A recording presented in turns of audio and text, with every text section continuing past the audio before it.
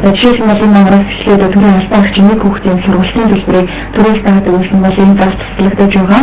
Мөн сурлах цаатай оюутнуудад бол урамшуулсан тэтгэлгийг нэмж өгөхөөр болсон. Түрээс нэг тухай хуулийн зарим зүйл заалтыг өрчөнгөө болсон тооцохгүй хуулийн дагуу түрээ албан хаагчийн нэг хүүхдэд өгөх тэтгэлгээ бэлдсэн. Оюутан бүртээ 70,000 төгрөгийн тэтгэлэг өгч байгаа учраас тэтгэлэг давхардуулах шаардлагагүй гэж үзсэн учраас энэ заалтыг өрчөнгөө болгожээ. Түрээ албан хаагчийн одоо мөн суралцж болох оюутнуудыг төгсгөл санхүүжүүлэх нэршлийн заалт авсан. Тийм учраас одоо яг энэ жилийн 2012-оос 2010 оны жилийн эхлээд шинээр өсөж байгаа түрээ албан хаагчид өгч бол одоо гэрээ хийхгүй. Өмнө нь одоо хуучин суралцж байгаа оюутнууд маань төгсгөлөө одоо санхүүжүүлээд явна. Засгийн газрын оролцооны тогтоолын дагуу 2012-оос 2013 оны хичээлийн жил урамшуулсан тэтгэлэг, сургалтын тэтгэлэг, зээлийг шууд хангасан хүмүүс олох юм байна. Амжилттай суралцж байгаа олон засгийн газраас гаргасан эрэлттэй мэргэжлүүдээр сурч байгаа оюутнуудад урамшуулсан тэтгэлэг олох юм.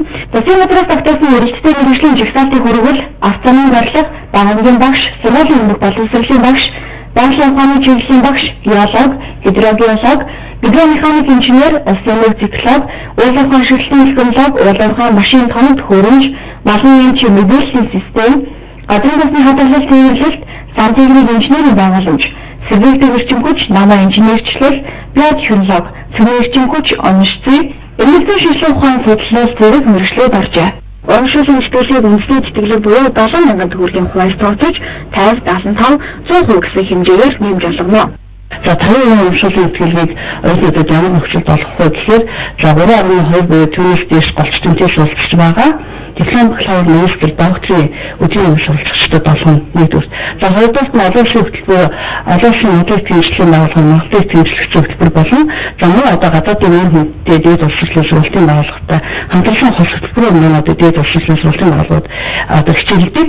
За үүнд одоо суралцж байгаа 3 болон түүнээс дээш голч тэмцээл суралцж байгаа оюутнуудад болгоно. Мөн засгийн газраас гаргасан эрэлттэй 20 мэргэжлээр шинээр элсэж байгаа 720 буюу түүнээс дээш шалгалтын оноотой шинээр элсэгч 3 болон түүнээс дээш 30 дүнтэй суралцж байгаа оюутнууд урамшуулсан тэтгэлгийг авна. 75% урамшуулсан тэтгэлгийг 3.6 буюу түүнээс дээш 30 дүнтэй сурч байгаа диплом, бакалавр, магистр, докторийн зэргийн оюутнууд авна.